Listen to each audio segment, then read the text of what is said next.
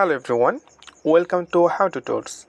In this video, I'm gonna share with you how you can block someone on Mastodon social app. Okay, so if you wanna someone that you need to block them, you don't wanna get any post or any notification from them, then you can easily um, block them. So how can you do this? Just watch the video till the end, then you will learn. So you need to click Mastodon social app.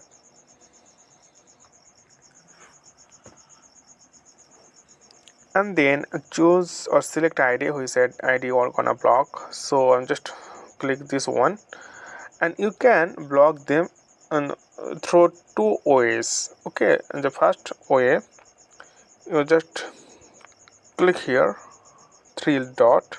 So when you click there, and then you can see here block option, the second option in this portion, this one block. So simply click block and again click block. Yeah, and he is blocked now. Okay, so I think this is really easy. And okay friend, today is no more, and please consider to subscribe my channel, and thank you for watching this tutorial.